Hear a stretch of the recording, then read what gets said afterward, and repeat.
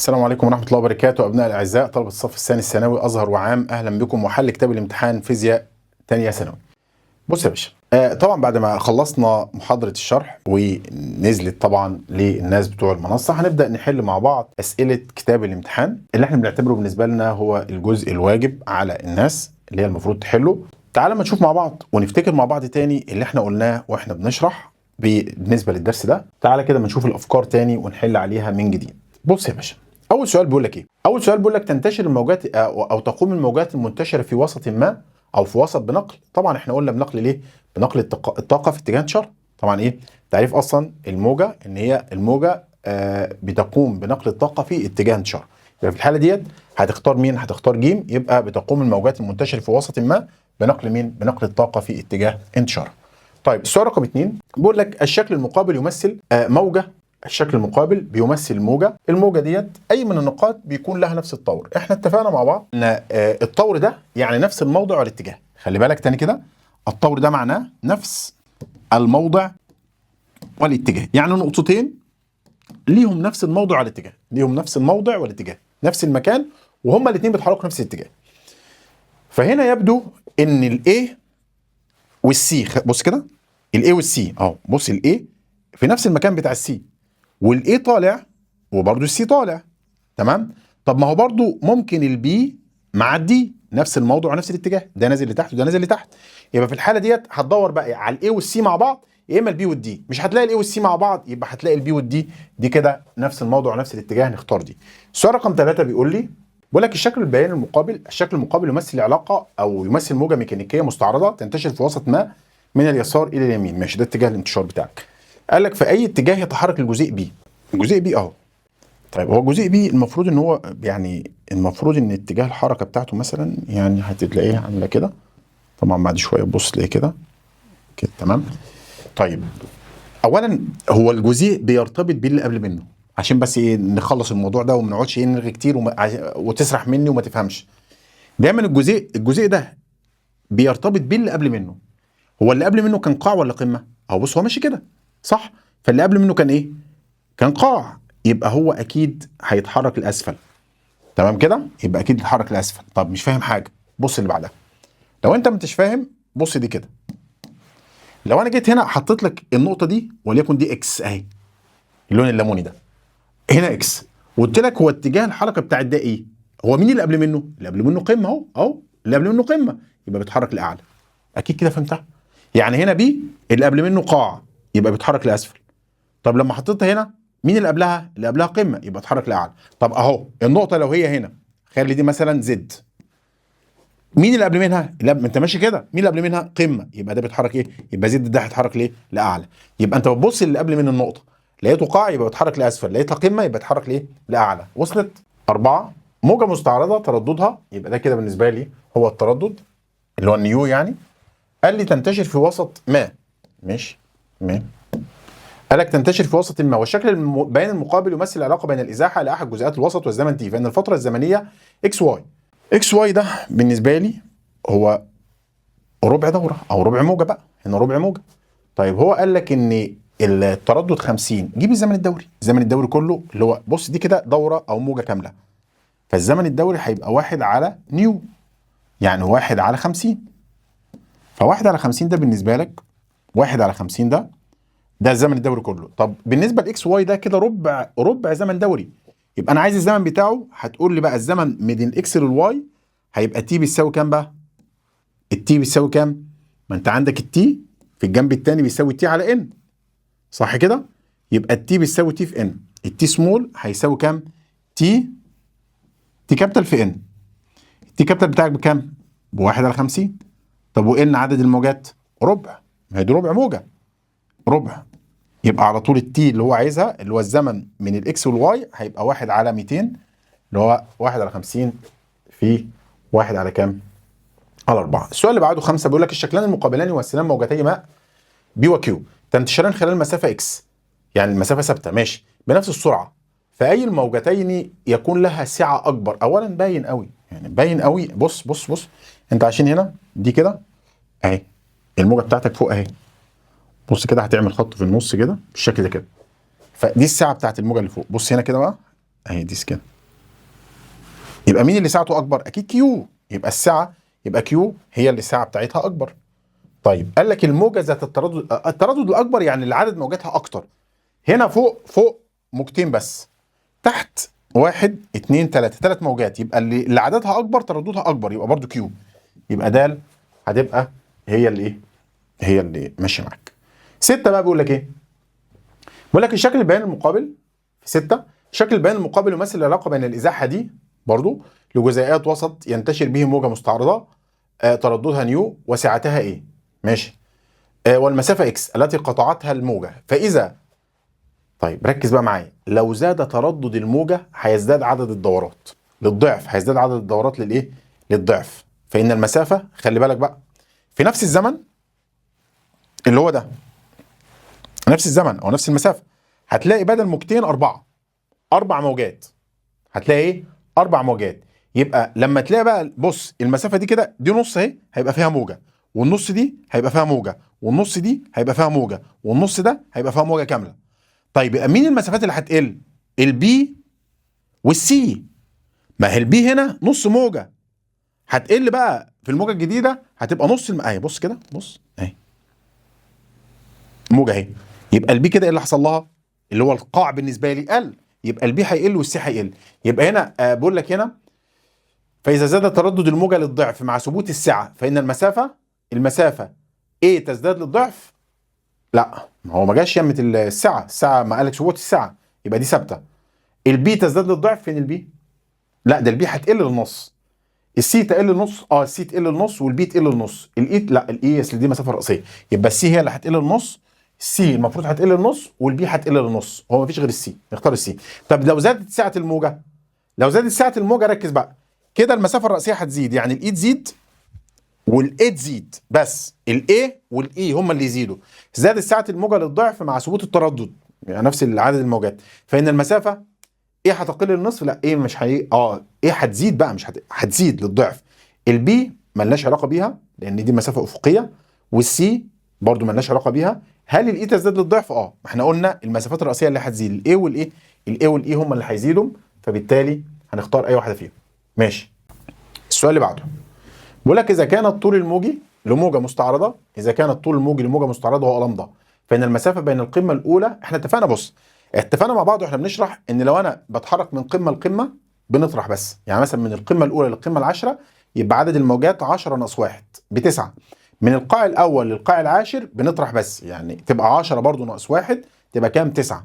اما من قمه لقاع نطرح ونزود نص، من قاع لقمه نطرح ونقلل نص. فاكر الكلام ده؟ تعال بقى نروح هنا. انا عندي اصلا اللمضه بصفه عامه كانت بتساوي الاكس اللي هي المسافه الكليه على الان اللي هو العدد. طيب فاحنا قلنا ايه بقى؟ من قمه لقمه او من القمه الاولى، او بص، فان المسافه بين، هو عايز الاكس بقى، يبقى كده الاكس طبقا للعلاقه دي هتبقى ايه؟ هتبقى قال لك بين القمه الاولى والقمه اللي ترتيبها ان. خلاص، ما هو كده القمه الاولى واي قمه ثانيه هتبقى ان ناقص كام؟ ناقص 1. ان ناقص 1، ان ناقص الايه؟ الواحد اللي انا بدات منه، القمه الاولى 1، والان بقى اللي هو العدد اللي انا هروح له. يبقى انا هنا ممكن اقول له ان اللمبه هتساوي اكس على ان ناقص 1، اللي هو مثلا وليكن ان ده هي الموجه العشره، القمه العشره يبقى 10 ناقص 1.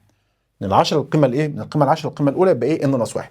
يبقى في الحاله دي يبقى الاكس بتساوي لمبه في ان ناقص 1. يبقى تختار الاكس هتساوي ايه؟ لمبه في ان ناقص 1 اللي هي دي ج. تمام؟ طيب السؤال اللي بعده بيقول لك في الموجه الموضحه بالشكل اذا كانت المسافه بين القمه الاولى، خلي بالك احنا قلنا من قمه لقمه نطرح ونزود نص، من قمه لقاع نطرح ونقلل نص، هيبقى 3. ما هو القاع الثالث، او القمه الاولى والقاع الثالث دي من قمه لقاع، يبقى هنطرح، يبقى 3 ناقص 1 ونزود نص. ده مين؟ ده عدد الموجات، صح كده؟ من قمه لقاع نطرح ونزود، يبقى هنا في الحاله دي هتبقى 2.5، يبقى الان عدد الموجات بتاعتك ب 2.5. ده عدد الموجات ب 2.5. قال لك فإن الطول الموجي، ما أنا عندي أصلا اللمبة بتساوي إكس على إن. الإكس بتاعك بكام؟ ب 100. خليها ما تحولهاش عشان هو جايبها لك بالسنتي. على الإن بكام؟ ب 2.5. 100 على 2.5 فيها كام؟ فيها ال 40، يبقى رقم ج. اللي بعده بيقول لك هنا توضح الأشكال التالية 4 مصادر للموجات أي منها يصدر عنه موجات طولية. يعني موجات صوت. طيب في الوسط طبعا دي موجات كهرومغناطيسيه وموجات كهربيه اللي هي موجات كهرومغناطيسيه برضو الضوء. وهنا طبعا يبقى هنا دي موجه مستعرضه من الميه، يبقى ده طبعا مكبر الصوت اللي هو الايه؟ المكبر هو اللي موجات طوليه. السؤال رقم 10 بيقول لك ايه؟ بيقول لك في الشكل المقابل يمثل نموذج لموجة صوت تنتقل خلال الهواء في أنبوبة مفتوحة الطرفين. قال لك كيف تصف المنطقة كيو؟ منطقة كيو ده تخلخل، يعني منطقة بتتباعد فيها الجزيئات عن بعضها، اهو منطقة تخلخل، فبتتباعد الجزيئات عن بعضها، يعني الكثافة بتكون أقل، كثافة الجزيئات بتكون أقل. تعال نشوف هل المنطقة ذات كثافة عالية؟ لا، هو أولا ما بيطلقش عليها تضاغط، يعني دي ودي غلط، هو تخلخل. منطقة ذات كثافة عالية ما ينفعش تبقى منطقة ذات كثافة عالية ويطلق عليها تخلخل. هي منطقة ذات كثافة صغيرة، يعني عدد الجزيئات بيكون صغير فالكثافة قليلة، يبقى هنا منطقة ذات كثافة أقل أو منخفضة ويطلق عليها تخلخل. السؤال 11 إذا كانت المسافة بين نقطتين متتاليتين متفقتين في الطور بتساوي، يا باشا ده الطول الموجي. ما هو الطول الموجي هو المسافة بين أي نقطتين متتاليتين لهما نفس الطور. يبقى في الحالة ديت إذا كانت المسافة بين نقطتين متتاليتين متفقتين في الطور لموجة بتساوي 50، يبقى دي لمدة، فإن الطول الموجي لهذه الموجة هيبقى 50 سم. اللمدة 50 سم، هو كل اللي هو يعني حب يشتغل عليك فيه، هو جايب لك الوحدة ده تحويلة، يبقى 50 سم هو جايب لك الوحدات بالمتر، يبقى هتضرب في 10 أس -2، يبقى لمدة هيساوي 50 في 10 أس -2 تطلع 5 من ايه؟ 5 من 10 متر، عشان تبقى حول من السنتي للمتر نضرب في 10 أس -2. طيب بيقول لك هنا تنتشر موجة طولية في وسط موجة طولية في وسط جهة اليمين. أي من الأشكال التالية يعبر بشكل صحيح عن اتجاه اهتزاز جزيئات الوسط. أولا احنا اتفقنا إن الموجة الطولية بتهتز فيها جزيئات الوسط في نفس اتجاه انتشار الموجة. تهتز فيها جزيئات الوسط فين؟ في نفس اتجاه انتشار الموجة، مش عمودي على اتجاه انتشار الايه؟ الموجة. فهنا بالنسبة لي تنتشر الأولانية ولا الثانية ولا الثالثة ولا الرابعة؟ فكر قبل ما تجاوب وشوف هنعمل ايه. احنا اتفقنا قلنا ايه؟ قلنا ان انا عندي الموجة الطولية بتهتز فيها الجزيئات في نفس اتجاه انتشار الايه؟ الموجة. احنا ايه بقى؟ يبقى هنا بتنتشر فيها الموجة في نفس اتجاه انتشار، طبعا هنا هتبقى ايه؟ هنا مش عمودية طبعا على اتجاه انتشار، تبقى ب. طيب السؤال اللي بعده بيقول لك ايه؟ بيقول لك الشكل المقابل يمثل موجة طولية، موجة طولية بتتكون من تضاغطات وتخلخلات. ده بالنسبة لي تضاغط، غير اللون بس، ده بالنسبة لي هيبقى لون ماشي، ده بالنسبة لي تضاغط ضاد، وده كده تخلخل تمام، وده تضاغط وده تخلخل ضاغط خلخل ضاغط ماشي. هو بقى بيقول لك ايه؟ قال لك موجة طولية فتكون نسبة بين المسافتين اكس اي سي، بين الاي والسي، بص كده معايا، بين الاي والسي هيبقى بالنسبة لي ايه؟ ماشي قريب من اللون ده، انا عايز لون يكون بعيد شويه عن اللون ده، ماشي. بص بين الاي والسي، الاي اهو من مركز تضاغط لمركز بص من هنا لهنا، من مركز التضاغط ده لمركز التضاغط ده كده لمده طول موجي يعني. طيب ضيف له كمان نص، ما هي دي نص، يبقى كده ايه؟ لمده ونص، يبقى 1.5 لمده، يبقى المسافه اي اكس بين الاي والسي 1.5 لمده، 1.5 لمده، 1.5 طول موجي على المسافه بين الدي والاي. فين الدي والاي اصلا؟ دي والاي نص بس اهي، نص موجة من تضاغط لتخلخل تالي يبقى نص، يبقى نص لمدة. طبعا دي تروح مع دي مقام بسط، يبقى 2 في 1.5 بكام؟ ب3، يبقى 3 على 1 يبقى د. ماشي. السؤال 14 بيقول لك هنا بيقول لي ايه؟ موجتان صوتيتان A و B تنتشران في نفس الوسط. تعال بقى نركز كده مع بعض ونسترجع اللي احنا قلناه. لو الموجتين او اكتر من موجتين في نفس الوسط السرعة ثابتة، يبقى هنا على طول بما ان في نفس الوسط يبقى السرعه ثابته، يعني V1 هتساوي V2 او VA بتساوي الVB، يبقى السرعه ثابته ماشي. يبقى بما ان السرعه ثابته يبقى اللمبه 1 نيو 1، ما هي الفي بتساوي لمبه في نيو، لمبه 1 نيو 1 هتساوي لمبه 2 في نيو 2. طيب يبقى كده لمبه، خلينا اقول A وB عشان بس ايه، لمبه A نيو A هتساوي لمبه B نيو B، فممكن اقول له ان لمبه A على لمبه B هتبقى بتساوي علاقه عكسيه بقى، يبقى نيو بي تردد الثاني على تردد الاول. تعال ما نشوف كده بقول لك ايه. فاذا كان تردد الموجه ايه ضعف تردد الموجه بي، يعني نيو ايه بتساوي 2 من النيو بي، فان العلاقه. طيب تعالى الاول هنا في الحاله دي التردد، بص التي ايه، تعال ما نجيب بقى زمن الدوري الاول، احنا كده استنتجنا ان نيو ايه بتساوي 2 نيو بي. التي ايه على التي بي، الزمن الدوري بتاع ايه على الزمن الدوري بتاع بي، هيساوي النيو بي تردد بي على تردد ايه. صح كده؟ ماشي. تردد بي بكام؟ سيبه زي ما هو، نيو بي على تردد ايه بكام؟ شيله بقى وحط 2 نيو بي، دي تروح مع دي يطلع بنص، يبقى تي ايه على تي بي بيساوي نص. يبقى التي بي كده، التي بي الزمن الدوري بتاع بي بيساوي 2 من التي اي، او التي اي بنص تي بي. تعال ما نشوف كده، التي اي بنص تي بي، دي تنفع، دي ودي تنفع، دي او دي واحده منهم. تعال بقى ما نشوف اللمضه. تعال بقى قول لي لمضه ايه اهي، لمضه ايه على لمضه بي، ده جبتها من السرعه، بما ان السرعه بتاعت ايه بتساوي السرعه بتاعت بي، يبقى لمضه ايه، لمضه ايه نيو ايه بتساوي لمضه بي نيو بي، وعملت الايه العلاقه دي. فهنا النيو بي بكام؟ بنيو بي. طب والنيو ايه؟ شيل وحط 2 نيو بي، 2 نيو بي، يبقى هنا في الحاله دي هتطلع بكام؟ بنص برضه. كده تمام؟ يبقى لمضه ايه هتساوي نص لمضه بي، او لمضه بي تساوي 2 لمضه ايه. لمضه ايه هي دي لمضه ايه بتساوي اهي، دي يبقى هنا كده تبقى لمضه ايه تساوي نص لمضه بي، يبقى نختار د. د هي اللي تنفع. طيب انت على فكره في برضه كنت ممكن تجيب اللمضه مع اللمضه مع ايه؟ مع الزمن الدوري علاقه طرديه. تمام؟ السؤال اللي بعده بيقول لك 15، بيقول لك ايه؟ الشكل البياني المقابل يمثل العلاقه بين الازاحه دي لجزيئات وسط تنتشر فيه موجتان صوتيتان A و B. هو نفس الوسط وفي موجتين صوتيتين، قال لك والمسافه A و B والمسافه X التي قطعتها الموجتان، فإن النسبة بين ترددي الموجتين نيو A على نيو B. تعال الأول بص، انسى خالص البي وخد للايه كده، هما الاثنين في نفس المسافة يعني.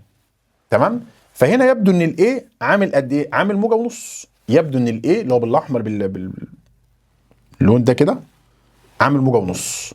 تمام كده؟ يبقى نيو ايه هتبقى 1 ونص اللي هو عدد الدورات يعني، على البي عامل 3 ارباع اهو، ده نص اهي، نص اهي، نص وده ربع اهو، يبقى عامل 3 ارباع على 3 ارباع.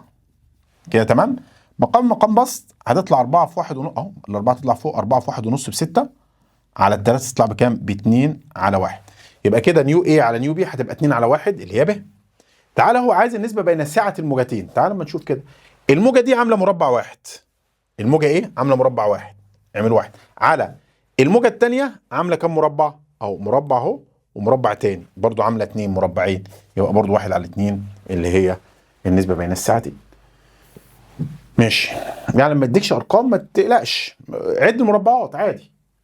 السؤال اللي بعده بيقول لك الشكل المقابل يمثل موجه تنتشر في حبل، فان هذه الموجه هي مش طوليه، طوليه يعني تضاغطات وتخلخلات وتنتشر في نفس اتجاه انتشار الموجه، فالاثنين دول كده هستبعدهم. هل هي مستعرضه؟ مستعرضه وطولها الموجي اكس؟ لا، مستعرضه وطولها الموجي اكس، هو اصلا دي كده مسافه راسيه، فطولها الموجي هيبقى ايه؟ واي، لان بص هو قمه كامله وقاع كامل ده طول موجي، يبقى واي، يبقى مستعرضه وطولها الموجي واي، قمه كامله وقاع كامل. السؤال اللي بعده بيقول لك ما الخاصيه التي تعبر عن جميع الموجات الطوليه؟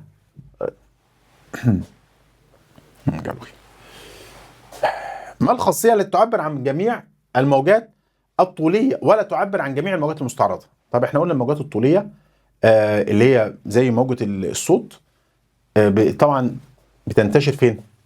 ركز كده معايا كده، يمكن ان تكون موجات مرتحله تنتشر في الاوساط الماديه فقط. ما هو الصوت بينتشر في الاوساط الماديه فقط، لا ينتشر في الفراغ، يبقى دي تنفع. اما الموجات المستعرضه اللي هي الموجات الكهرومغناطيسيه حدث ولا حرج. موجات الايه الكهرومغناطيسيه بتنتشر فين؟ في الموجات اللي هي في الاوساط الماديه والفراغ، وعندك موجات تتكون من مجالين، مجال كهربي ومجال مغناطيسي، زي موجات الضوء واللي هي الاشعه فوق البنفسجيه واشعه جاما والاشعه تحت الحمراء، دي كلها ايه؟ وموجات الراديو دي كلها اللي هي موجات مستعرضه. فبالتالي هختار طبعا ب اللي هي تنتشر في الاوساط الماديه فقط، ده بالنسبه للموجات الطوليه. طيب السؤال 18 بيقول لي تنتشر موجه في وتر والشكل البياني المقابل يمثل العلاقه بين الازاحه دي لاحد جزيئات او لاحد اجزاء الوتر عن موضع اتزانه الاصلي والزمن تي، عن موضع اتزانه. اي الاشكال البيانيه التاليه تمثل العلاقه بين طاقه الحركه؟ طبعا هي كميه قياسيه مش متجهه، فالاربعه ينفعوا، بس ركز كده معايا. هو هنا بالنسبه هو بادئ هنا طبعا الازاحه بادئه من اقصى ازاحه. اقصى ازاحه ده مش موضع السكون طبعا، ده موضع ايه بقى؟ ده كده بالنسبه لي ده موضع السكون، وده كده موضع اقصى ازاحه. فلو انت فاكر هنا السرعه قيمه عظمى، تمام، فترة الحركه قيمه عظمى. هنا طبعا السرعه بصفر، وهنا طبعا الازاحه بصفر. هنا طبعا الازاحه السرعه بصفر والازاحه قيمه عظمى، فهو بادئ من هنا. طبعا هنا الكاينيتيك انرجي تبدا من الصفر، يبقى انا كده هستبعد اتنين. هستبعد دي عشان دي بادئه من قيمه عظمى، واستبعد دي لانها بادئه من قيمه عظمى. يبقى عندي الف يمين يا جيم، يبدو ان هي جيم طبعا، لان انا هبدا من الصفر واوصل قيمه عظمى في الربع الاول، تمام، وبعدين من القيمه عظمى للصفر في الربع الثاني، يبقى نختار مين؟ نختار جيم، وحليناها قبل كده في الدرس اللي فات. السؤال اللي بعده بيقول لك هنا عند احداث نبضه في حبل فان سرعه النبض على امتداد الحبل مالها؟ عند احداث نبضه في حبل، تمام كده، نبضه في حبل، فان سرعه النبض على امتداد الحبل هل تظل ثابته؟ تقل؟ تزداد؟ تزداد ثم تقل؟ يعني ايه اللي هيحصل للسرعه بتاعت الايه النبضه؟ هو مش هو في نفس الوسط؟ يبقى نفس الوسط ايه اللي هيحصل؟ ما هي نبضه في حبل، والحبل بالنسبه لي في نفس الوسط، يبقى هنا في الحاله ديت طبعا هو نفس الوسط ما اتغيرش، فبالتالي هتظل الايه السرعه ثابته. طيب قال لك تنتشر موجه مستعرضه في وتر رفيع بسرعه ده الفي طبعا متر على الثانيه. قال لك فاذا كانت المسافه بين قمتين متتاليتين بتساوي دي لمضه طبعا من غير ما يقول بقى، ما هو المسافه بين اي قمتين متتاليتين او اي قاعين متتاليين يبقى دي ايه لمضه، فان تردد هذه الموجه اولا الفي بيساوي لمضه في نيو، لمضه في نيو، يبقى النيو هتساوي الفي اللي هي 300 على اللمضه اللي هي 3 300 على 3 في المية يبقى 100 هرتز. طيب السؤال 21 بيقول لك تولدت موجه في وتر وكان ترددها ده النيو، كان ترددها ده بالنسبه لي هو النيو، ماشي، يبقى تولدت موجه في وتر وكان ترددها ده النيو وطولها الموجي ده لمضه. قال لك فان سرعه الموجه اضرب الاثنين في بعض نص، ما هي الفي بتساوي ايه؟ لمضه في نيو، لمضه في نيو هتطلع بكام؟ اللي هو 100 في نص تطلع بكام؟ ب 50 50. طيب قال لك الطول الموجي للموجه اذا اصبح ترددها 300، هو كده التردد زاد لثلاث امثاله، يبقى الطول الموجي ايه للثلث على طول، يعني ثلث ال 300، تمام. عايز الطول الموجي، الطول الموجي اذا اصبح ترددها كام؟ 300. انت ممكن تقول ايه؟ هو انا مش دلوقتي مش انا عندي نفس الوسط، يعني هي موجه في نفس الوسط يبقى السرعه ثابته، يبقى ممكن اقول له ان لامدا 1 لامدا 1 على لامدا 2 بتساوي نيو 2 على نيو 1. طيب لامدا 1 بكام؟ كانت بنص، تمام، على لامدا 2 دي اللي انت عايزها هتساوي النيو 2 بكام؟ ب 300، والتاني بقى كام؟ كان 100 الاول. طبعا هنا هتطلع نص على كام؟ نص على اللي هو التلاتة طبعا، نص على التلاتة فيها كام؟ سدس، سدس ده اللي هو 17% ولا كام؟ طيب قلنا كام؟ نص على التلاتة، نص على تلاتة تساوي السدس اللي هي كام بقى؟ 16% تقريبا، أو يعني هتبقى 17%، صح كده ولا إيه؟ احسب تاني كده.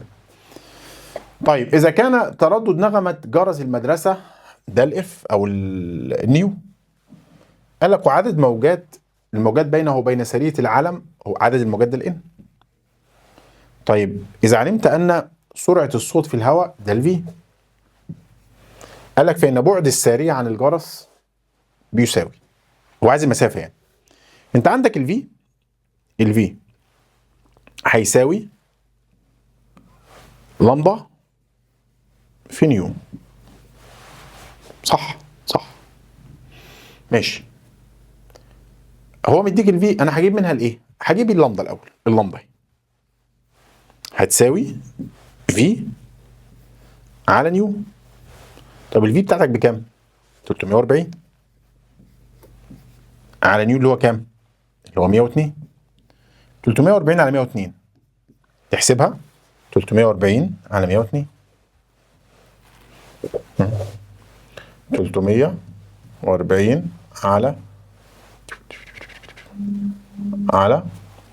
102 بتساوي 10 على 3 اللي هي تقريبا كام؟ 3.3، ماشي.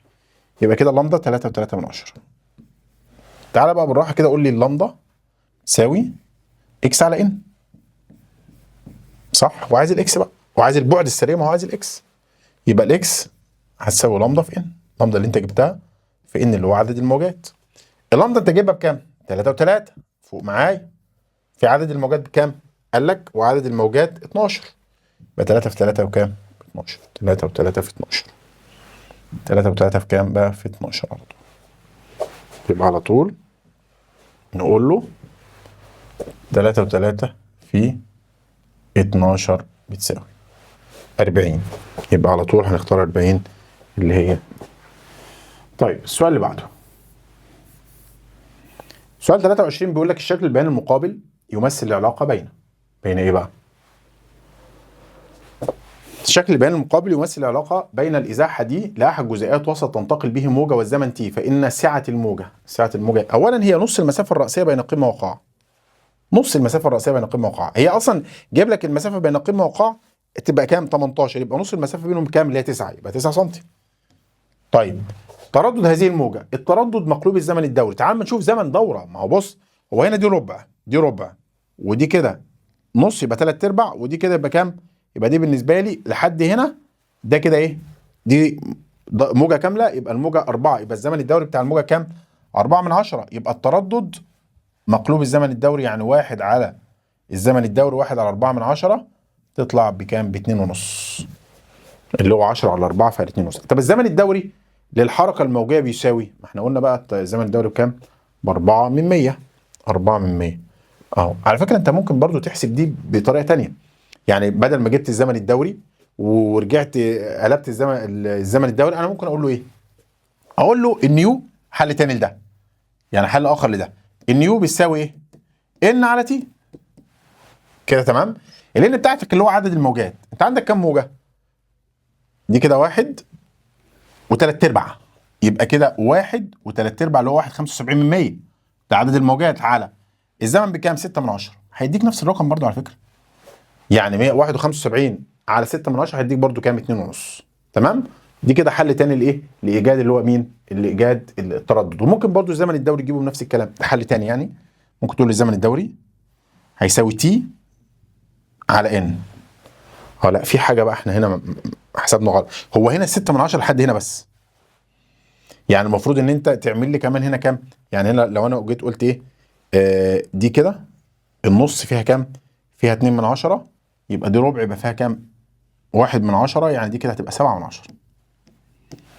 هو جايب لك لحد هنا 6/10، يبقى دي كام؟ يبقى دي هتقسم على 7/10. تقسم على كام؟ على 7/10 عشان تطلع، يبقى 1.75 على 7/10. 1.75 عشان بس نتأكد. 1.75 صح على كام قلنا؟ 7/10 بتساوي 5 على 2 فكام؟ فعلى 2.5 زي ما احنا قلنا في الأول. ماشي، أو أي طريقة يعني تحل بيها عادي. السؤال اللي بعده 24 بيقول لك الشكل البياني المقابل يمثل العلاقة بين، قال لك يمثل العلاقة بين الإزاحة دي والزمن تي. ماشي. الموجتين صوتيتين اكس واي تنتشران في نفس الوسط. نفس الوسط يعني السرعة ثابتة. نفس الوسط يعني في 1 أو في اكس بتساوي الفي واي. كده اتفقنا؟ ماشي. قال لك بقى فإن النسبة بين الترددين، احنا اتفقنا التردد بما ان الاثنين في نفس الزمن، يعني التردد هيتناسب طرد مع عدد الموجات. عد عدد الموجات بتاع ده وعدد الموجات بتاع ده، يعني نيو اكس على نيو واي هتبقى ان بتاع اكس عدد موجات اكس، يعني اهو كابيتال او سمول ان اكس على ان واي. تعال اما نعد كده عدد موجات اكس اللي هو باللون اللي هو الاخضر ده، كام موجة؟ كده 1.25، يبقى كده 1.25. يبقى بعد بقول له هنا 1.25 1.25 على الاكس بقى. بص ده كده ربع، يبقى دي 3/4، ودي كده موجة كده 1، ودول كده نص 2 اهو، وهنا كام؟ يبقى 2.5. يبقى على 2.5، يبقى 1.25 على 2.5. 1.25 على 2.5. طبعا سرعة الموجتين في نفس الوسط، يبقى 1 ل1. تمام. بس تعالى احسب لي دي كده الأول. هنحسب دي بالآلة بتاعتنا اللي هو كام بقى؟ احنا قلنا 1.25 على 2.5. 1.25 على 2.5 بتساوي نص. تطلع كام؟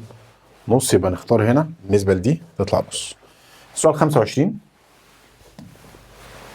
السؤال 25 بيقول لك أي الأشكال البيانية التالية يمثل العلاقة بين الطول الموجي لعدة موجات صوتية تنتشر في الهواء، تنتشر في الهواء يبقى السرعه ثابته. قال لك والتردد نيو لكل من علاقه بين علاقه عكسيه. ما هو بص هنا تنتشر في الهواء يعني السرعه ثابته، كده السرعه ثابته، يبقى على طول بما ان السرعه ثابته يبقى النيو عكسي مع مين؟ مع اللامدا. يبقى لما تيجي تختار دي اللي هي العلاقه الايه؟ العكسيه. اما الاولانيه ديت علاقه عكسيه بس لازم يكون في عندك اللي هو ايه؟ جزء مقطوع من الصادات زي ما احنا اتفقنا قبل كده في اللي فات. طيب السؤال اللي بعده بيقول لك مصدر صوتي يصدر نغمات او موجات بترددات مختلفه تنتشر في الهواء. الشكل البياني المقابل يمثل العلاقه بين التردد نيو ومقلوب الطول الموجي 1 على لامدا. تمام. قال لك في هذه الموجات الصوتيه فان سرعه انتشار الموجه الصوتيه. هقول لك على حاجه. طبعا احنا عندنا اولا هو على طول الميل هو السرعه. الميل هو السرعه. ما هو نيو على 1 على لامدا دي عباره عن نيو في لامدا اللي هي السرعه. صح؟ يبقى هتبقى 250 على كام؟ 250 على 75 من 100. يبقى 250 على كام؟ على 75 من 100. تمام كده؟ 250 على 75 من 100 تيجي على طول 250 على 75 من 100 تساوي 1000 على 3 اللي هي 333 و33 من 100. ماشي. ده كده ليه؟ بالنسبه للجزئيه دي. انت في حل تاني. الحل اللي انت متعود عليه، تعالى كده نشوفه. هتطلع من الرسم النيو بكام؟ ب 250. ماشي. يبقى من الرسم النيو ب 250. وهتطلع من الرسم برضو 1 على لامدا كلها، 1 على لامدا بكام؟ ب 75 من 100. يبقى اللامدا بس 1 على 75 من 100. تمام؟ وتروح جاي بقى هنا كده وتروح قايل الفي هيساوي اللامدا اللي هو 250 في النيو اللي هو 1 على 75 من 100. هتطلع معاك برضو نفس الايه؟ نفس الرقم. ده حل اخر من غير الميل، ان انا بجيب من الرسم واحط في القانون بتاعي. طيب السؤال 27 بيقول لك هنا ايه؟ الشكل البياني المقابل يمثل العلاقه بين التردد نيو والطول الموجي لامدا لعده موجات صادره عن عده شوك رنانه تهتز فيها الهواء. هواء يعني سرعه ثابته. كده تمام؟ فان قيمه الاكس بتساوي. اقول لك على حاجه بقى. طبعا هنا ده نيو 1 صح؟ وده لامدا 1 اللي قصد على طول. ده يبقى نيو 2 يبقى دي ايه؟ لامدا 2. دي هتبقى لامدا 2. هو عايز لامدا 2. هتقول لي انت نيو 1 على نيو 2 عشان هما الاثنين سرعه ثابته هتساوي لامدا 2 بقى عشان علاقه عكسيه على لامدا 1. طب نيو 1 بكام؟ 850. يبقى 850 على 170 هتساوي اللامدا 2 بكام؟ انا عايزها اللي هي اكس على لامدا 1 بكام؟ لامدا 1 اللي هي ب 4 من 10. هتبقى 850 في 4 من 10 850 اهو. 850 في 4 من 10 على 170. 850 في 4 من 10 850 في 4 من 10 تساوي على كام؟ 850 على 170 تطلع بكام؟ ب2 تقريبا. تطلع ب2. يبقى هنا على طول هيبقى الاكس دي بكام؟ ب2 متر. السؤال اللي بعده اللي هو 28 بيقول لك الشكل البياني المقابل طبعا هنا يمثل العلاقه بين السرعه الموجتين مختلفتين. تمام. ايه وبي والطول الموجي لهما عند انتشارهم في اوساط مختلفه. الوسط مختلف او مختلف يبقى التردد هو اللي ثابت. التردد ثابت. تاني ما احنا قلنا الموجتين اللي هو لما تنتشر موجه واحده، لا معذره، هو موجه واحده بتنتقل من مكان من وسط لوسط يبقى التردد بتاعها ثابت. تنتقل من وسط لوسط يبقى السرعه تتغير. اما لو عده موجات في نفس الوسط يبقى هو السرعه هنا ايه؟ ثابته. فهو هنا عندك بيقول لك ايه؟ لموجتين مختلفتين A و B والطول الموجي لهما عند انتشارهم في اوساط مختلفه يكون. طبعا هنا هو الميل بتاعك مش الفي بيساوي لامدا في نيو صح؟ هو خد الفي مع اللامدا يبقى الميل بتاعك هو النيو. على طول بقى الميل هو النيو. واللي ميله اكبر مين اللي ميله اكبر؟ الاي عامل بص البي عامل زاويه صغيره اهو. الاي عامل الزاويه دي كلها صح؟ يبقى كده ما هو الميل هو تاني الزاويه. فهنا الزاويه هتقول لي بما ان الميل بتاع A اكبر من الميل بتاع B. طب ما الميل هو النيو يبقى نيو A هتبقى اكبر من نيو B. تعال ما ندور عليها. نيو A اكبر من B يبقى هنا رقم الف. 29 بيقول لك ايه؟ 29 بيقول لك شعاعي ليزر احدهما من ضوء احمر والاخر من ضوء اخضر ينتقلان في الفراغ. تمام. ما هو ضوء عادي ينتقل في الفراغ، موجات كهرومغناطيسيه. قال لك هنا ينتقلان فيها الفراغ، فانه من المؤكد ان الضوئين لهما نفس ايه؟ بينتقلوا الفراغ، هما الاثنين ضوء يعني نفس الموجه. هل نفس الشده ولا نفس التردد ولا نفس السرعه ولا نفس الايه؟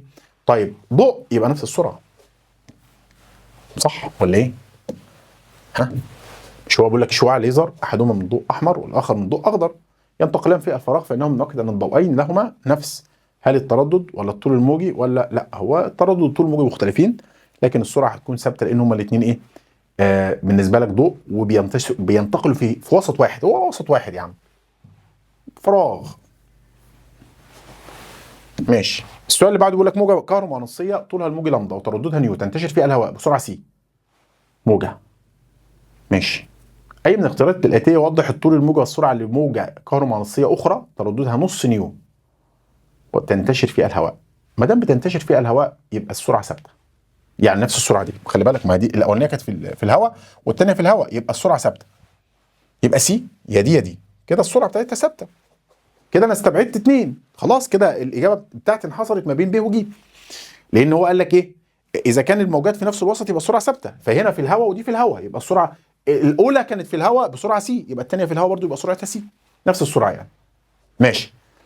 هنا بقى عندك هو ايه اللي حصل للتردد؟ التردد قلل النص، يبقى الطول الموجي يزيد للضعف على طول. فهو اذا كانت السرعه ثابته في 1 بتساوي في 2، يبقى هنا اقدر اقول له ان لامدا 1 نيو 1 هتساوي لامدا 2 نيو 2. يعني العلاقه بين اللامدا والنيو علاقه ايه؟ عكسيه وخلاص. تمام؟ بدل ما تقول لامدا 1 على لامدا 2 بيساوي نيو 2 على نيو 1، ما هي هتديك نفس الكلام، بس انت اللي حصل ايه؟ التردد قلل النص، يبقى الطول الموجي يزداد للضعف، يبقى تاخد مين؟ يبقى تاخد ج. تمام كده؟ ج هي اللي صح. بلاش دي. السؤال اللي بعده قال لك السؤال 31: تستطيع اذن الانسان سماع الترددات المحصوره بين 20 و20 الف كيلو هرتز طبعا.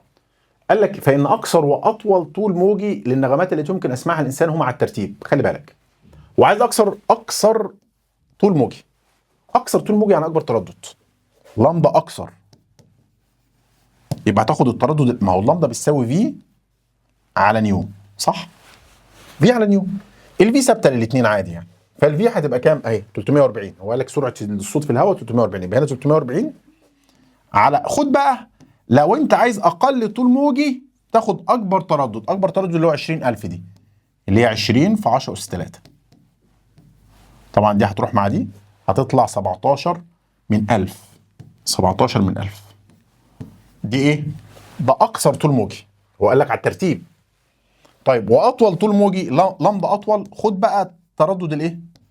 التردد، يبقى الفي برضو زي ما هي 340 على التردد الاقل اللي هو 20 تطلع 17. يبقى على الترتيب 17 من 1000 و17 مفيش غيرها اهي اللي هي مرتبه يعني، هتبقى كام؟ ج. 17 من 1000 وكام؟ و17. السؤال اللي بعده مصدر بيقول لك مصدر صوتي يصنع 60 اهتزازه في زمن، يبقى ده كده عدد الموجات 60 في زمن، ده التي الزمن الكلي، وتنتشر الموجه الناتجه عنه في الهواء بسرعه، ده الفي. فإن المسافه بين مركزي تضاغط وتخلخل بص، هو تضاغط تمام وتخلخل متتاليين. مركزي بقى من هنا لهنا ده نص طول موجي على فكره، ده نص لامدا. فانت هتجيب اللامدا وتقسمها على الاثنين. تعال نجيب اللامدا كده الاول. اللامدا هتساوي في على نيو، بس انت محتاج تجيب النيو بتساوي ان على تي. طب الان بتاعتك بكام؟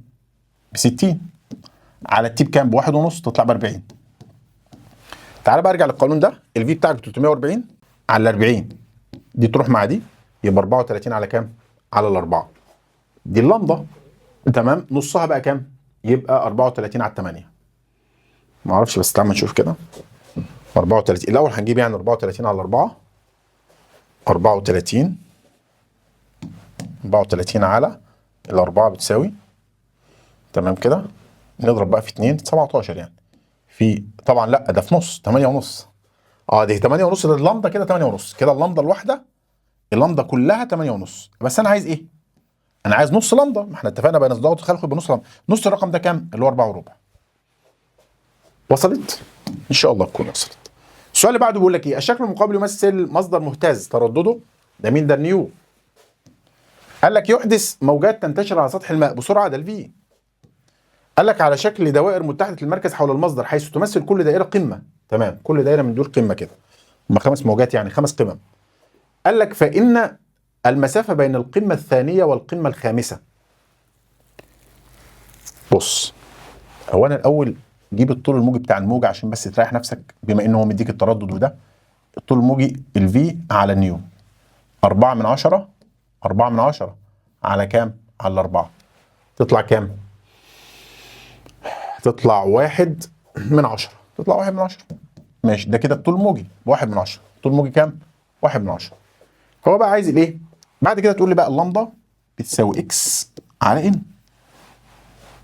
فهو عايز المسافه بين القمه الثانيه والقمه الخامسه، يبقى عدد الان القمه بنطرح، يبقى 5 ناقص كام؟ 2 تطلع بكام؟ ب3. يبقى عدد الموجات 3. تعالى هنا اعوض على عدد الموجات ب3 واعوض عن اللامدا ب1 من 10، يبقى اكس على كام؟ على 3. تطلع 3 في 1 من 10 ب3 من 10. عندك مشكله؟ عد من الاول. السؤال اللي بعده بيقول لك ايه؟ 34 سقط حجر. جبت حجر كده ورحت رميه في قلب البحيره. سقط حجر صغير في بركه ماء ساكن، فتحولت موجات دائريه او تكونت موجات دائريه على سطح الماء كما هو مبين بالشكل. تمام. قال لك المقابل، حيث تمثل كل دايره قمه. برضو كل دايره قمه. تمام. طيب المسافه بين قمتين متتاليين والطول موجي. طيب قال لك ايه بقى؟ فاذا كانت سرعه موجات الماء في والطول الموجي لها لامدا، فان الفتره الزمنيه التي يستغرقها الاضطراب لينتقل من النقطه B الى النقطه Q، من B لQ كده. طبعا من قمه لقمه. يعني بص انا عشان بس تبقى فاهم، هنا كده البي اهي على القمه دي، وعد قمه اهي، وكيو اهي. طيب دي قد ايه بالنسبه لك؟ موجه ونص، صح؟ من دي لدي كده موجه، وكمان هنا كام؟ لا ده كده 3 موجتين. ما هو من قمه لقمه اهي دي موجه، ومن قمه لقمه دي موجه، يبقى كده الان ب2. كده عدد الموجات بكام؟ ب2. هو بقى بيقول لك ايه؟ حيث تمثل كل فاذا كانت سرعه الموجه الفي بفي واللامدا بلامدا، فان الفتره الزمنيه التي يستغرقها الاضطراب ينتقل من اللي هو ايه؟ البي الى. طب ما تجيب الاول النيو وجيب منها الزمن الدوري. يعني انت عندك كده النيو هيساوي في على لامدا، صح كده؟ طيب يبقى الزمن الدوري هيبقى لامدا مقلوبها على في كده. تمام ماشي. هنا بقى دول كده 2 زمن دوري، يبقى اضرب 2 هنا، يبقى 2 لامدا على في، يبقى 2 لامدا على في تبقى د. من الاول امشي معاها واحده واحده من الاول. سؤال 35 بيقول لك هنا اذا كانت سرعه انتشار موجات على سطح الماء 1.5، ده الفي. قال لك والزمن الذي تستغرقه 30 موجه. بص عدد الموجات هنا ان ب30 لتمر بنقطه معينه، ده التي 1 ثانيه. قال لك بقى فان عدد الموجات المتكونه خلال مسافه قدرها 60. الاول فوق هناك كده هو مديك عدد الموجات ومديك الزمن، اجيب منها التردد عشان اعرف الطول الموجي من اللي فوق. وبعد كده هتاخد المسافه وتقول لي اللامدا بتساوي اكس اللي هو مديها لك على الان اللي هو عايزها. هو عايز دي، فانت محتاج اللامدا متاح تجيبها من الجزء اللي فوق، السطر اللي فوق ده. عندك الفي والنيو تجيبه ان على تي. النيو هتجيبها ان على تي اللي هو 30 على 1 تطلع ب30. تقول لي اللامدا هتبقى في اللي هو 1.5 على نيو اللي هي كام؟ 30. دي كده اللامدا. تعالى بقى هنا اشتغل بالقانون ده. انت عايز مين؟ انت عايز الان، تبقى الان اهي هيساوي الاكس على لامدا. اكس بتاعتك ب60 على لامدا انت جبتها بكام؟ 1.5 على 30 تطلع فوق المقام بس تطلع بكام؟ 30. 30 في 60 بكام؟ 3 في 6 ب 18. 1800 على 1.5 1800 تقريبا ب 1200 اهي برضو عشان برضو تتاكد. 1800 على 1.5 لا 1800 على 1.5 ايكوال 1200. يبقى تطلع 1200 موجة. ده كده بالنسبة لايه؟ السؤال اللي بعده. طيب السؤال رقم 36 بيقول لك تنتقل الموجة بين 4 أوساط مختلفة A B C D. تمام. والأشكال البيانية الآتية تمثل بنفس مقياس الرسم. العلاقة بين الإزاحة دي لجزيئات كل وسط من هذه الأوساط والمسافة X التي قطعتها الموجة خلال كل وسط، ففي أي الأوساط يكون للموجة أكبر سرعة؟ أكبر سرعة. تمام؟ طيب ماشي. أكبر سرعة أنت عندك ال V بيساوي لامدا في إيه؟ في نيو، أو يساوي لامدا على التي كابيتال. صح كده؟ خد لي بقى أقل زمن دوري. مش أنت عايز أكبر سرعة يبقى أقل زمن دوري. أقل زمن دوري بالنسبة لك هو يبدو إن هو د. أقل زمن دوري يبدو إن هو د. ما هنا بص الزمن الدوري كبير، يعني هنا موجة واحدة خلال كام مربع اللي هم الأربع مربعات. هنا موجة وربع، هنا موجتين، هنا يبقى د. يبقى هنا هيبقى ايه؟ أقل زمن دوري. أقل زمن دوري. تمام؟ أقل زمن للدورة. 37 بقى بيقول لك إيه؟ زي ما احنا اتفقنا كده، طبعا هو موجة واحدة يبقى النيو ثابت، يبقى الفي طرد مع الايه؟ مع اللامدا، يبقى في اكس على الفي واي بيساوي ايه؟ لامدا اكس على لامدا واي. ماشي. خلي بالك بقى، هي اللامدا اصلا اللامدا بتساوي اكس على ان. طيب بص لو انت ركزت معايا هتلاقي المسافه دي قد المسافه دي ال ودي ال، يبقى كده الاكس ايه؟ يبقى كده اللامدا مع الان علاقه ايه؟ علاقه عكسيه. فانا اقدر اقول له هنا بص، هو عايز في اكس على الفي واي، فاقدر اقول له بتساوي، بص بقى اعكس بقى مع الايه؟ مش اللامدا مع الان علاقه عكسيه، يبقى تقول لي ان واي، انه عدد موجات واي يعني على ان اكس عدد موجات اكس. تعال بقى اما نعد عدد الموجات. ان اكس كام موجه؟ 1 2، يبقى ان اكس بكام؟ ب2.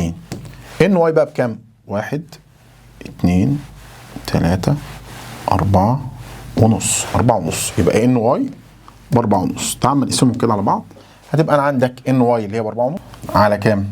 على الاثنين. صح كده ولا كام؟ هي المفروض ان واي على ان اكس، احنا قلنا دي كام؟ دي كده 1 2، ودي كام بقى؟ 1 2 3 4 ونص. ماشي. يبقى ممكن تبقى لو احنا ضربنا فوق في 2 وتحت في 2 تبقى فعلا 9 على الأربعة، تبقى هنا 9 على 4. دي تنفع. طيب ده بالنسبة طيب السؤال بقى اللي بعده بيقول لك 38 بيقول لك ايه؟ الدرس ده كبير أوي ما شاء الله. عند تحريك طرف ملف زنبركي طويل ليصنع موجة مستعرضة طولها الموجي ده لامدا. تمام كده؟ وزمانها الدوري، لا في حاجة تانية يعني لو عشان لو في أي موجات تانية تبقى تقول لي دي لامدا 1 ودي كده الزمن تي 1. تمام كده؟ ثم تم تحريكه ليصنع موجة طولية زمنها الدوري ده تي 2 طبعا، وسرعتها 3 أمثال سرعة الايه؟ الموجة المستعرضة.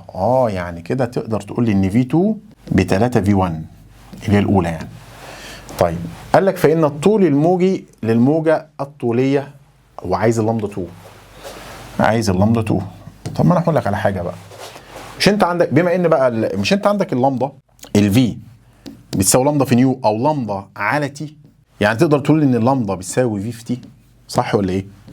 طيب خلاص تقدر تقول لي بقى ان لامدا 1 على لامدا 2 اللي هو عايزها هتساوي، خلي بالك اللامدا مع الفي علاقه طرديه يبقى في 1 على في 2 في اللامدا مع التي علاقه طرديه يبقى تي 1 على تي 2. تعال ما نعوض. لامدا 1 هو مديلك ب 30 على لامدا 2 اللي هو عايزها هتساوي في 1 بكام؟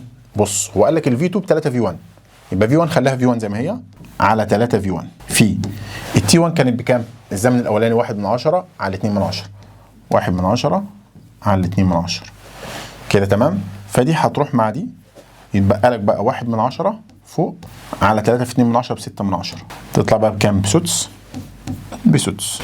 طرفين بقى فساتين يبقى لامدا 2 6 في 30 ب 180 سم. السؤال اللي بعده قال لك اذا كانت المسافه بين القمه الثانيه والقمه السابعه، من قمه لقمه بنعمل ايه؟ بنطرح. يبقى كده الان مبدئيا يعني عشان نجهز نفسنا من القمه الثانيه والقمه السابعه، يبقى كده 7 ناقص 2 تطلع ب5، يبقى الان ب5. لموجه مستعرضه يبقى دي كده ايه؟ هو 20 متر، دي اللامدا يعني اللامدا بتاعتهم يعني. تمام. اذا كانت المسافه بين القمه او الاكس، لا الاكس بقى مش اللامدا، الاكس دي حاجه ثانيه. المسافه يعني ما بين القمه الثانيه والقمه السابعه 20 متر، والزمن الذي يمضي بين مرور القمه الاولى والقمه الخامسه، خلي بالك، يبقى هنا الان برضو هيطلع بكام؟ 5 ناقص 1 تبقى 4. بنقطه ثابته في مسار حركته، ده التي بتاعنا، مش الزمن الدوري برضو، ده التي. وعايز الطول الموجي. الطول الموجي لامدا تساوي اكس على ان. اكس على ان ممكن نجيبها من اللي فوق. اكس اللي هو 20 متر، في كان عدد الموجات كام؟ 5، يبقى 20 على 5 فيها كام؟ فيها 4. عايز سرعه انتشار الموجه. انت عندك اللامدا خلاص ب4، جيب النيو بقى. النيو من اللي تحت بقى، النيو اللي هو ان على التي. ان على التي اللي هو 1/10 تطلع 40. نضرب بقى الاثنين في بعض. الفي بيساوي لامدا في نيو اللي هو 4 في 40، ما هو لامدا في نيو، تطلع ب 160 متر على الثانيه. يبقى ب. السؤال اللي بعده 39 و40 بقى. 40 ألقي حجر في بحيرة فتكون على سطح الماء 50 موجة دائرية. خلي بالك 50 موجة دائرية كده بالشكل ده، كده كده كده كده كده. قال لك في 5، يبقى عدد الموجات الN بكام؟ ب50 بعد مضي، يبقى ده التي الزمن الكلي مش الزمن الدوري. هو تكونت 50 موجة، اجيب منها بقى الزمن الدوري واجيب منها التردد وكل اللي انا عايزه. من اصطدام الحجر بالماء، يعني اول ما رميت الحجر اتكونت ايه؟ 50 موجة كده في 5 ثواني. قال لك وكان نصف قطر الدائرة الخارجية، نصف قطر الدائرة هو ده اللي انا عايزه، اللي هي الاكس، هتبقى الاكس بالنسبة لي يعني، وليكن دي كده الموجات، فنصف قطر المسافة الخارجية اللي هي ايه؟ 2 متر، دي الاكس بالنسبة لي. انا باخد نص القطر مش القطر كامل، حتى لو اداك القطر خد نصه، لان انا باخد في اتجاه واحد. تمام كده؟ عدد الموجات في اتجاه واحد يعني. فهنا في الحاله دي الاكس ب2، خلاص الاكس ب2، جيب اللامدا بقى. اللامدا هتساوي اكس على ان. اكس اللي هي ب2 على ان 50، يبقى 2 على 50 فيها كام؟ 4 من 100، يبقى 4 من 100 متر. عايز التردد ان على تي من الاولانيه، ان اللي هي 50 على 5 تطلع 10، يبقى 10 هرتز. السرعه اضرب الاثنين في بعض، لامدا في نيو اللي هو 4 من 100 لامدا في النيو، انت جبتها بكام؟ ب10، يبقى تطلع 4 متر على الثانيه، ولا كان 4 من 100؟ 4 من 100 في 10 تطلع 4 من 10 متر على الثانيه. 41 قال لك يقف قطار في محطه ويصدر صفيرا تردده، ده النيو، ماشي، ده التردد، يصل لرجل على بعد دي الاكس، المسافه هتضرب في 1000 طبعا، يبقى الاكس هتبقى 99 في 1000 يعني 990 متر، عشان طبعا عندي المسافه تبقى بالمتر يعني. قال لك من القطار على بعد، خلي بالك ده الزمن، يعني هو في راجل واقف على بعد متر تقريبا، قصدي كيلو متر تقريبا اللي هو 990 متر، فالقطار صفر، فهو سمع صوت الصفاره وصلته بعد 3 ثواني من الايه؟ من صدوره. فإن الطول الموجي، ما انا عندي اللامدا يا اما بتساوي اكس على ان لو انا اعرفها، يا اما بتساوي في على لامدا لو نقدر نجيبها، او في على نيو بقى، في على نيو. طب انا عندي النيو بس ما عنديش الفي، اقدر اجيب الفي، ما هي الفي عباره عن اكس مسافه على زمن، فالمسافه بتاعتك كانت 990 على الزمن 3 ثواني، يطلع ايه بقى سرعه الموجه ديت؟ يعني سرعه الموجه 330. طيب تعالى بقى هنا عوض، هتبقى طبعا دي مش هتنفع معايا، مش موجوده هنا، مش هعرف استخدمها. استخدم في على النيو، في ب 330 على نيو 300 تطلع 1 وكام؟ 1 من 10 تقريبا، على الآلة برضه هتطلع معاك كده. السؤال اللي بعده 42 بيقول لك الشكل المقابل يمثل شوكة رنانة ترددها، ده نيو. قال لك طرقت بالقرب من أحد طرفي أنبوبة مفتوحة الطرفين طولها 8، يبقى دي المسافة 8 متر، دي الإكس بالنسبة لي كده تمام. قال لك فوصلت بداية الموجة الأولى إلى نهاية الأنبوبة. بص الموجة الأولى أهي، دي الثانية، دي الثالثة، الرابعة، الخامسة، السادسة. هو كان بيقول لك ايه بقى؟ فوصلت بداية الموجة الأولى إلى نهاية الأنبوبة عندما كانت الموجة السادسة على وشك الخروج. يعني بص، هو دي الأولى ولسه السادسة يا دوب بتخرج أهي، يبقى لسه على وشك الخروج، يبقى كده الأنبوبة فيها كام موجة؟ 5 بس. يبقى عدد الموجات اللي موجودين جوه ال 8 متر، جوه ال 8 متر، عشان هو لسه بتخرج السادسة. تمام كده؟ قال لك ايه؟ يبقى كده عدد الموجات اللي جوه الانبوبه بالفعل 5. ممكن تجيب منها اللامدا بتساوي الاكس اللي هو ال8 على ان عدد الموجات اللي جواها اللي هي 5، دي اللامدا. قال لك بقى طيب وانت عندك النيو اصلا، هات السرعه، يبقى الفي هتساوي لامدا في نيو، لامدا اللي هو 8 على 5 في نيو اللي هي كام؟ 200. طبعا على دي فيها الواحد، على دي فيها ال40. ال4 في 8 ب 32، يبقى 320 ايه متر على الثانيه. السؤال اللي بعده، موجتان صوتيتان اي وبي ترددهما او ماشي التردد بتاعهم يعني الاثنين 512. دي نيو 1 او نيو ايه بقى، نيو ايه، وده نيو بي طبعا على الترتيب يعني. قال لك تنتشران في وسط معين. طبعا هنا مش هما الاثنين بينتشروا في نفس الوسط، يبقى السرعه 1 لواحد بقى، خلاص خلصنا منها. موجتان في نفس الوسط يبقى السرعه 1 لواحد. عايز النسبه بين طولي موجتيهما. بما ان السرعه 1 لواحد يبقى لامدا ايه على لامدا بي هتساوي نيو بي عشان علاقه عكسيه على نيو ايه. طب النيو بي بتاعك بكام؟ 256 على 512 تقريبا، دي نص. تمام كده؟ تمام كده. السؤال اللي بعده قال لك موجة ترددها 100 هرتز، تمام، وطولها الموجي يبقى ده النيو، ودي لمبة 20 سم. هنحول بقى لو احنا ايه، طبعا ايه 20 في 10 سالب 2 تنتشر في وسط واحد، فاذا انتقل الى وسط 2 التردد ثابت. موجة تنتقل من وسط لوسط يبقى التردد ثابت، يبقى مين اللي بيتغير؟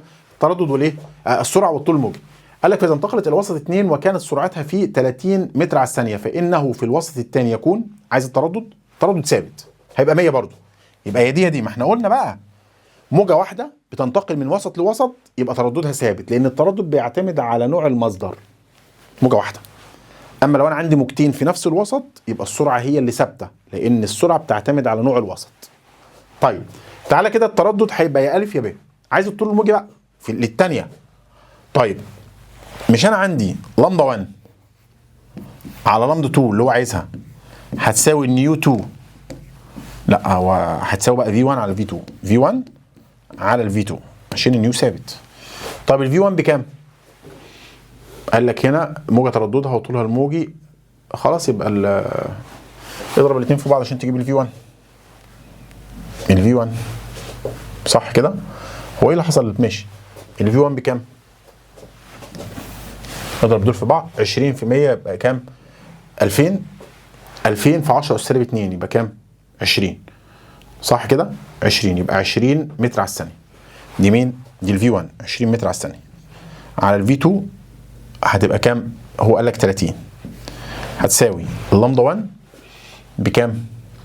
ب 20 بس 20 سم، ماشي سيبها 20 سم عشان هو عايز بالسنتي، على اللمدة 2 يبقى كام بقى؟ عايزها كده تمام؟ لمدة 2 دي كده 600 على 20 فيها كام؟ فيها 30 اهو. تضرب دي في دي او دي مع دي تطلع لمدة 2 بكام؟ ب 30. يبقى ناخد ب، يبقى لمدة 2 ب 30. تشتغل على القانون ده لان نيو ثابت، في 1 على في 2 بتساوي نيو لمدة 1 على لمدة 2 عشان علاقة ايه؟ علاقة طردية. السؤال كام بقى؟ 45. محطة ارسال لاسلكي على الارض ترسل موجات نحو قمر صناعي بسرعة، ده الفي، وبعد مضي 3/100 ثانية استقبلت المحطة الموجات المنعكسة من القمر الصناعي، فإن المسافة بين محطة الإرسال والقمر الصناعي. لا بص السؤال ده فيه لغز جميل قوي. هو هنا وليكن ده القمر الصناعي ودي المحطة اهي، تمام؟ فهنا قال لك إيه بقى؟ نحو قمر صناعي بسرعة، دي كده اللي هي الموجة راحت مشيت المسافة كلها بين القمر الصناعي والمحطة ورجعت انعكست، تمام كده؟ يبقى هنا السرعة بتاعتك 3 في 10 أس 8 وبعد مضي 3/100 ثانية. خلي بالك ده زمن الذهاب والعودة. الزمن ده زمن الذهاب والعودة، يعني زمن المسافة رايح وراجع. هو عايز المسافة بينهم بس، يا إما تجيب المسافة وهو رايح يا إما تجيب المسافة وهو راجع. طيب فهنا بقول لك إيه؟ كانت المسافة 3/100 استقبلت المحطة الموجات المنعكسة من القمر الصناعي، فإن المسافة بين محطة الإرسال والقمر الصناعي المسافة أنا عايز حاجة واحدة فيهم. أولا ممكن أقول له إن اللمدة بتساوي إيه؟ بتساوي الفي على النيو. طيب تمام. طيب ممكن نستخدم ايه بس عشان يقول لك المسافه بين محطه الارسال والقمر الايه الصناعي. طب انا هنا عندي الفي، طب النيو اجيبها ازاي؟ وبعد مضي كذا. طب مش انا عندي الفي بتساوي اكس على تي، ماشي اجيبها بدي. طيب يبقى الاكس بس خلي بالك المسافه اللي انت هتجيبها لو خدت الزمن ده كله يبقى انت بتجيب المسافه مضروبه في 2، ما هو المسافه دي الذهاب والعوده، فانت هتجيب المسافه كده الكليه بتاعت الذهاب والعوده عشان انت خدت الزمن الكلي بتاع الذهاب والعوده وتقسمها على الاثنين يديك اللي هو عايزه، المسافه بين القمر الصناعي والايه والارض. فكده الاكس هتساوي ايه؟ في في تي. طب الفي بتاعتك بكام؟ 3 في 10 اس 8. 3 في 10 اس 8 في التي بكام؟ ب 3 من 100. كده انت جبت الايه؟ الاكس مضاعف، المسافه مضاعفه اللي هي مسافه الذهاب والعوده. انا عايز المسافه بينهم بس، اخد نصها. فبعد ما تجيبها بالاله نرجع نقسمها على الاثنين. هتبقى 3 في 10 اس 8. 3 في 10 اس 8 في 3 من 100 هتساوي الرقم ده على 2 بقى، يديك 4000 او 450,000 صح كده؟ اللي هي 4.5 في 10 الاولى. 4.5 في 10 اس 6 صح، اللي هي دي. طيب 46 هي الفكره كلها في السؤال اللي فات ان الزمن ده زمن الذهاب والعوده. فانت طبعا هتاخد نص، يبقى كده انت بتجيب مسافه الذهاب والعوده. عايز مسافه رايح بس او جاي بس. طيب 46 بيقول لك موجه مستعرضه ترددها ده النيو تنتشر في وسط ما بسرعه ده الفي اذا كانت المسافه الرأسيه التي تتحركها احد الجزيئات بين قمه وقاع. حلو السؤال ده وقعدنا نرغي كتير قوي فيه واحنا بنشرح في المحاضره. قال لك ايه بقى؟ اذا كانت المسافه الرأسيه، تعال بشرحها لكم هنا تاني عشان الناس اللي مش معانا اصلا في المنصه. هنا بقول لك اذا كانت المسافه الرأسيه التي يتحركها احد الجزيئات الوسط بين قمه وقاع، بين قمه وقاع، تساوي المسافه الافقيه. يعني المسافه الرأسيه، خلينا بس اقول لك ارسم لك كده الاول. تعالى بقى هنا كده. المسافه الرأسيه بين او التي تتحركها احد الجزيئات الوسط بين قمه وقاع بتساوي المسافه الافقيه، او المسافه الرأسيه بين قمه وقاع اللي هي دي كده، بتساوي المسافه الافقيه برضو بين قمه وقاع اللي هي دي. طيب في اتجاه انتشار الموجه بين قمه وقاع متتاليين فان سعه الموجه. هقول لك على حاجه كده. انا عرفت ان المسافه الرأسيه بين قمه وقاع اللي هو نص المسافه الرأسيه بين قمه وقاع هو ده اللي هو عايزه، اللي هو سعه الموجه. هتساوي المسافه دي، المسافه الرأسيه بين قمه وقاع، هتساوي المسافه الافقيه بين قمه وقاع. طبعا المسافه الافقيه بين قمه وقاع دي كده نص موجه، يعني هتجيب الطول الموجي وتقسمه على الاثنين، يبقى كده دي المسافه الافقيه اللي هي نص الطول الموجي بتساوي المسافه الرأسيه اللي هي ايه؟ اللي هي بتاعه ضعف سعه الاهتزاز. تعال الاول بس اما نجيب الايه؟ الطول الموجي، وهقول لك تعمل ايه بعد كده. هو مديك اللي ايه؟ جيب اللمبه. اللمبه بتساوي في على مين؟ على نيو. 3 و2 على 16. تمام؟ 3 و2 على 16. ماشي. 3 و2 على 16 مش 18، 16 بخمس. يبقى كده اللمبه بخمس. خمس ده اللي هي كام؟ 2 من ايه؟ 2 من 10. دي اللمبه. كده تمام كده؟ يبقى اللمبه كلها 2 من 10. يبقى نص اللمبه بكام؟ نص اللمبه 1 من 10. ما هي كده دي كده نص لمبه. يبقى نص لمبه بتساوي كام؟ 1 من 10. يبقى كده المسافه الافقيه 1 من 10 وزيها المسافه الرأسيه كام؟ 1 من 10. طب انا عايز السعه نص المسافه الرأسيه، يعني نص الواحد من 10. نص الواحد من 10 اللي هي 5 من 100. 5 من 100 نص 1 من 10 تبقى كام؟ 5 من 100. طيب طبعا برضو احنا قلنا الجزئيه دي لو هو اداني مسافه زمنيه او فتره زمنيه بين موجتين كنت بتشتغل ازاي؟ هفكرك بالقانون برضو. لو اداك مسافه افقيه بين او زي دي كده، هفكرك بالفكره اللي احنا قلناها وارجع لك تاني. احنا قلنا لو في فتره زمنيه بين موجتين يبقى دلتا تي بتساوي في الكبيره ناقص في الصغيره. طبعا الفي بتساوي اكس على تي او دي على تي، مسافه على زمن يعني. هتبقى دي 1 تمام على تي 1 او معذره هي الفي اصلا الفي عباره عن ايه؟ هي هنا شفت هنجنا في اخر المحاضره. ماشي. الدلتا تي بتساوي ايه؟ تي 2 ناقص تي 1. تي الكبيره تي كزمن يعني ناقص تي الصغيره. فهنا التي هيساوي بقى الفي على او الدي على الفي. مش انت عندك الفي بتساوي ازاحه على زمن، يبقى هنا بالنسبه لي الزمن هيساوي ازاحه على سرعه. ده اللي انا اشتغلت بيه هنا. هتبقى الدلتا تي اللي هو الفتره الزمنيه بين الموجتين هتبقى دي 1 على في 1 ناقص دي 2 على في 2. طيب لو الازاحه بقى طبعا المسافه ايه؟ المسافه بتكون متساويه. خد الازاحه عامل مشترك، هيبقى هنا 1 على في الكبيره عشان يبقى الرقم بتاعها صغير، ناقص 1 على في الصغيره عشان الرقم بتاعها يبقى كبير. وده كده الفتره الزمنيه بين الموجتين. اكتب كده القانون ده عندك وسجله عندك اهو. المسافه او الفتره الزمنيه بين الموجتين هتساوي المسافه اللي بينهم في مضروبه 1 على السرعه الكبيره ناقص 1 على السرعه الصغيره، بحيث ان المقدار ده يكون اكبر من المقدار ده يعني. تمام كده؟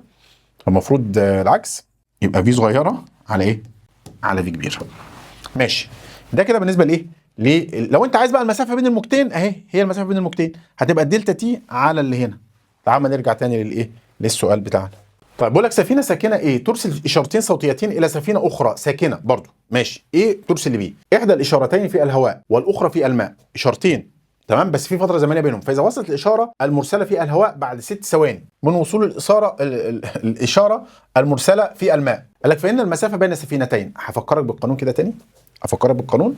بص معايا، مش احنا كنا بنقول ان الدلتا تي المسافه بين الموجتين كانت بتساوي دي في 1 على السرعه الصغيره ناقص ماشي 1 على السرعه الكبيره.